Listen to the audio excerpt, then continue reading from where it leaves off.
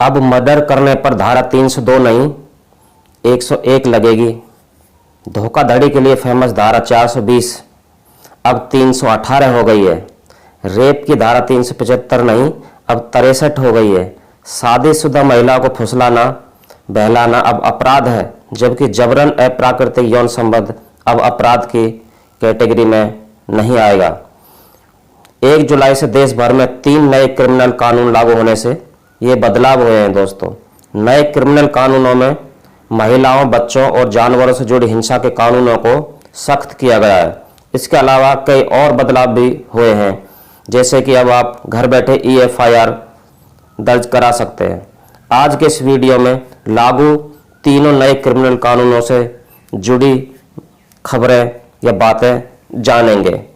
नमस्कार दोस्तों, स्वागत है आपका बहुजन जर्नी में। हालांकि मेरा प्रिय सब्जेक्ट हिस्ट्री रहा है, लेकिन दोस्तों मैं चाहता हूं कि हमारे देश के हर एक नागरिक को सही इतिहास के साथ साथ भारतीय कानूनों का भी सही तरह से ज्ञान होना चाहिए, ताकि हमारे देश की भोली भाली जनता को कोई गैर कानूनी रूप से परेशान ना कर सके।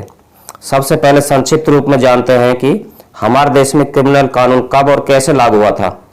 प्राचीन काल में कानून व्यवस्था मनुस्मृति या अन्य धार्मिक पुस्तकें और समाज के रीति रिवाजों से चलती थी। मुगलों के समय भारत में शरिया कानून लागू हुआ। भारत में अंग्रेजों के आगमन के बाद साल 1834 में पहला लॉ कमीशन बना, जिसके अध्यक्ष लॉर्ड मैकाले थे। मैकाले ने ही भारतीय दंड संहिता यानी IPC का पहला ड्राफ्ट तैयार किया था। 1853 में दूसरा और 1861 में तीसरा लॉ कमीशन बना। करीब 170 सालों तक ये क्रिमिनल कानून अलग अलग बदलावों के साथ देश भर में लागू रहा। 21 दिसंबर 2023 को भारत की संसद ने नए क्रिमिनल कानूनों को पारित किया और 25 दिसंबर 2023 को राष्ट्रपति द्रौपदी मुर्मू जी ने इसे मंजूर दे दी। हालांकि बिल पारित करते समय विपक्षी पार्टियों ने इस बिल का काफ़ी अपोज किया, काफ़ी शोर शराबा किया, जिसका परिणाम विपक्षी सांसदों का निष्कासन भी हुआ। खैर, राष्ट्रपति की मंजूरी के बाद अब IPC की जगह BNS यानी भारतीय न्याय संहिता और CRPC की जगह नागरिक सुरक्षा संहिता और इंडियन एविडेंस कोड की जगह भारतीय साक्ष्य संहिता नाम होगा। नए कानून के तहत कई धाराओं को बदला गया है, जिसमें मर्डर करने पर जो पहले IPC की 302 धारा लगती थी, उसकी जगह पर अब भारतीय न्याय संहिता की धारा 101 लगेगी।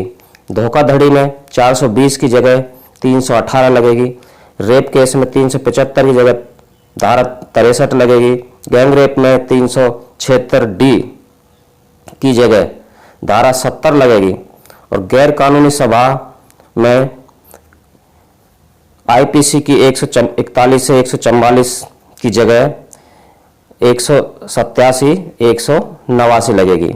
दंगे, दहेज, हत्या का प्रयास, मानहानि, किडनैपिंग, हमला करने पर, पीछा करने पर जैसे अपराधों की धारा भी बदली गई है। नए कानूनों में कुछ जोड़ा तो कुछ हटाया भी गया है। खासतौर पर बच्चों और महिलाओं को लेकर कुछ बड़े बदलाव किए गए हैं। सबसे पहले बात महिलाओं को लेकर नए कानून में 4 बड़े अपडेट की करते हैं। इसमें से पहला है शादी का झांसा देकर यौन शोषण करना अपराध होगा। धारा 69 के तहत दोषी पाए जाने पर 10 साल की जेल और जुर्माना का प्रावधान है। बिना वारंट के आरोपी को गिरफ्तार कर सकती है। IPC में इससे निपटने के लिए कोई स्पष्ट कानून नहीं था। इसके चलते कोर्ट IPC की धारा 493 और धारा 90 की मदद से मिसकंसेप्शन ऑफ फैक्ट के तहत फैसला सुनाता था, जिसमें 10 साल तक जेल का प्रावधान था। नाबालिग से गैंग रेप में अब फांसी की सजा। नाबालिग के साथ गैंग रेप या गैंग रेप की कोशिश करने पर भारतीय न्याय संहिता में धारा 70 की 2 के तहत अपराध में शामिल हर व्यक्ति को फांसी तक की सजा हो सकती है। वहीं धारा 70 की 1 के तहत किसी वयस्क महिला के साथ गैंग रेप के अपराध में भी उम्र कैद और कम से कम 20 साल की कैद की सजा हो सकती है। पहला IPC की धारा 376D और B में 12 साल से कम उम्र तक की नाबालिग से गैंग रेप करने पर फांसी और 12 साल से ऊपर की युवती से गैंग रेप पर अधिकतम उम्र कैद की सजा हो सकती थी। एक्स्ट्रा मैरिटल अफेयर अब अपराध नहीं होगा। भारतीय न्याय संहिता में अडल्ट्री को हटा दिया गया है, यानी एक्स्ट्रा मैरिटल अफेयर अब अपराध नहीं माना जाएगा। साल 2018 में Joseph Shine versus union of India case में सुप्रीम कोर्ट ने आईपीसी की धारा 497 को असंवैधानिक बताया था। इस धारा में अडल्ट्री के नियमों को बताया गया था। भारतीय न्याय संहिता की धारा 84 के तहत किसी शादीशुदा महिला को धमकाकर, फुसलाकर उसे अवैध संबंध बनाने के इरादे से ले जाना अब भी अपराध माना जाएगा। इसमें 2 साल की सजा और जुर्माना हो सकता है। नाबालिग पत्नी से जबरन शारीरिक संबंध बनाना अब रेप की कैटेगरी में आएगा। भारतीय न्याय संहिता की धारा 63 में रेप को परिभाषित किया गया है। इसके एक्सेप्शन 2 में कहा गया है कि कोई व्यक्ति पत्नी के साथ जबरदस्ती संबंध बनाता है तो उसे रेप नहीं माना जाएगा, बशर्ते पत्नी की उम्र 18 साल से अधिक हो, यानी नाबालिग पत्नी से जबरन संबंध बनाना रेप के दायरे में आएगा। पहला आईपीसी की धारा 375 में यह उम्र 15 साल थी। देश में लड़कियों की शादी की कानूनी उम्र 18 साल है, लेकिन मुस्लिम पर्सनल बोर्ड में 18 साल से कम उम्र में शादी की इजाजत है। अब भारतीय न्याय संहिता बच्चों से जुड़े 2 अपडेट बताते हैं आपको। बच्चों की किडनैपिंग पर अब 7 साल की सजा होगी। किडनैपिंग के मामले में लड़के लड़की की उम्र 18 साल तय की गई है। इसके मुताबिक अगर कोई व्यक्ति 18 साल से कम उम्र के बच्चे, लड़का या लड़की दोनों को उनके संरक्षक की मर्जी के बगैर फुसला कर ले जाता है, यानी किडनैप करता है, तो धारा 137 और 138 के तहत उसे 7 साल की सजा और जुर्माना हो सकता है। इन मामलों में अब महिला पुलिस अधिकारी बयान दर्ज करेंगी और जांच संभालेंगी। पहले आईपीसी में इस अपराध के लिए लड़के की उम्र 16 और लड़की की उम्र 18 साल तय की गई थी। भारतीय न्याय संहिता में इसे बदलकर एक रूपता लाने की कोशिश की गई है। बच्चों की खरीद फरोख्त में 10 साल की कैद का प्रावधान है। अभी भारतीय न्याय संहिता में 18 साल से कम उम्र के बच्चों की वेश्यावृत्ति के लिए खरीद फरोख्त करने पर भारतीय न्याय संहिता की धारा 98 और 99 के मुताबिक कम से कम 7 साल और अधिकतम 14 साल की सजा का प्रावधान है। पहले आईपीसी में इस अपराध के लिए धारा 361 के तहत अधिकतम 10 साल की सजा दी जा सकती थी। भारतीय न्याय संहिता डॉक्टर, ड्राइवर, पत्रकारों से जुड़े बड़े अपडेट क्या कहते हैं? मीडिया यौन अपराधों की रिपोर्टिंग में रखे अब सावधानी। सेक्शन 72 के अनुसार अदालत की परमिशन के बिना यौन अपराधों से जुड़े कोर्ट की कार्रवाई को पब्लिक करना एक अपराध है। बलात्कार, पति द्वारा अलग रह रही पत्नी के साथ यौन संबंध बनाना या किसी व्यक्ति द्वारा धोखा देकर संबंध जैसे मामलों में बिना कोर्ट की परमिशन की कार्रवाई को पब्लिक करने पर 2 साल की सजा और जुर्माना लगा जा सकता है। हालांकि कोर्ट के फैसले को पब्लिश करना अपराध नहीं माना जाएगा। आईपीसी की धारा 228A में इसी प्रकार के प्रावधान थे। मेडिकल लापरवाही से मौत पर डॉक्टरों को रियायत दी गई है।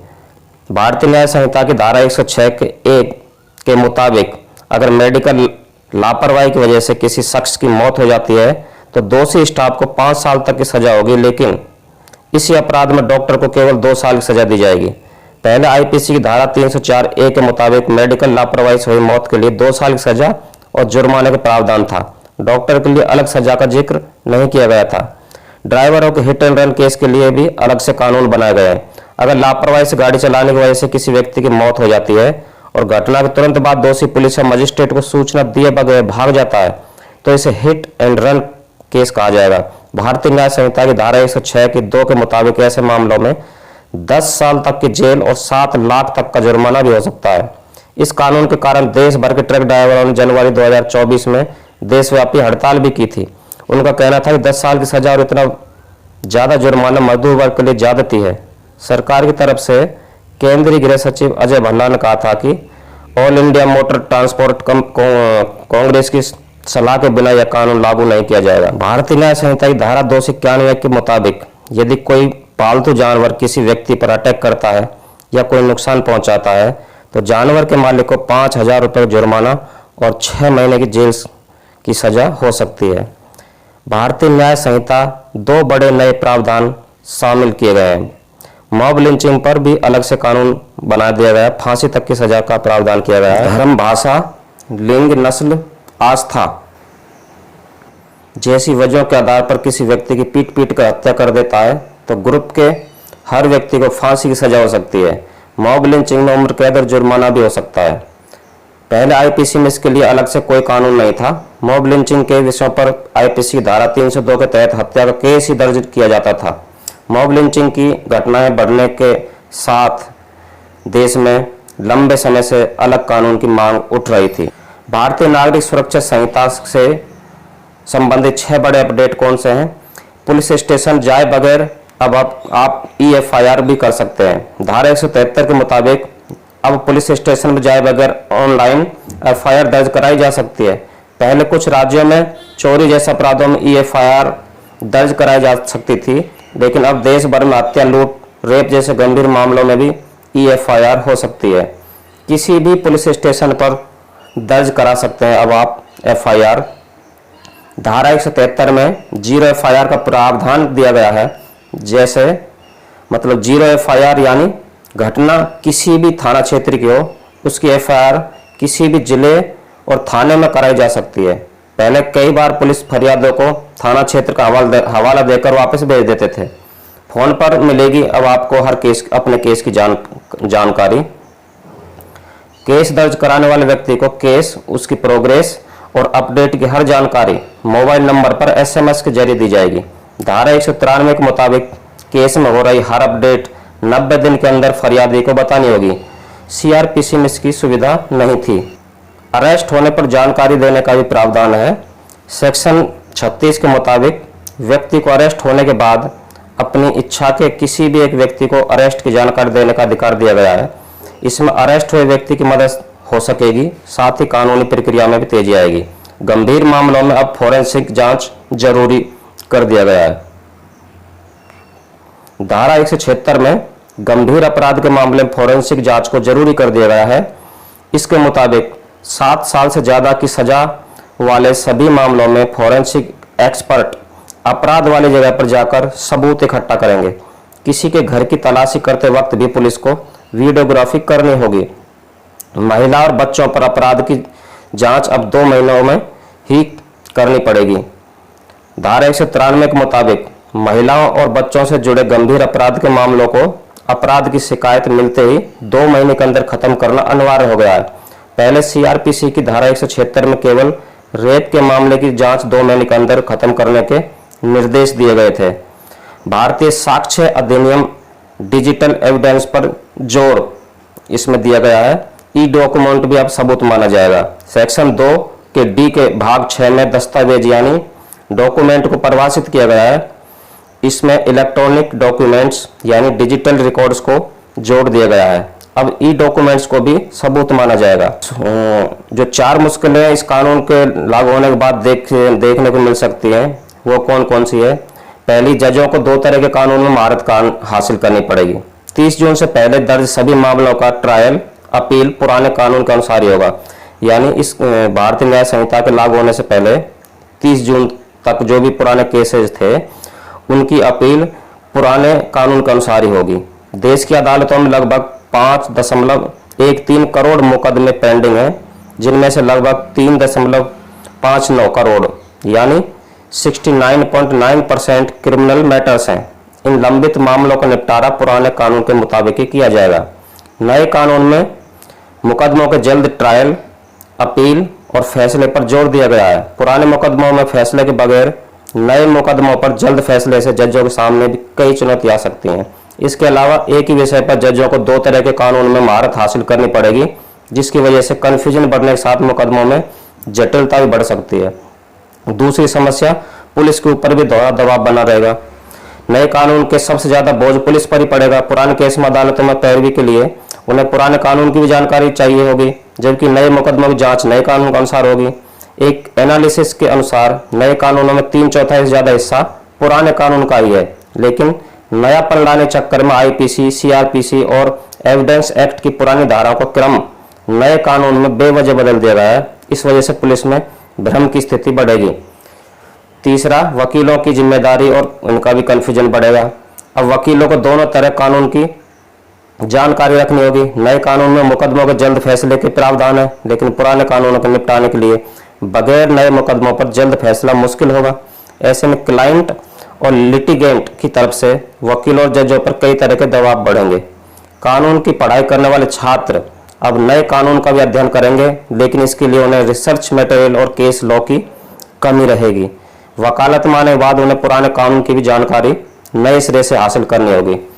चौथा, आम लोगों का पुलिस उत्पीड़न बढ़ सकता है। नए कानून में पुलिस की हिरासत की अवधि में बढ़ोतरी जैसे नियमों में पुलिस उत्पीड़न के मामले और आम लोगों की मुश्किल बढ़ा सकती है।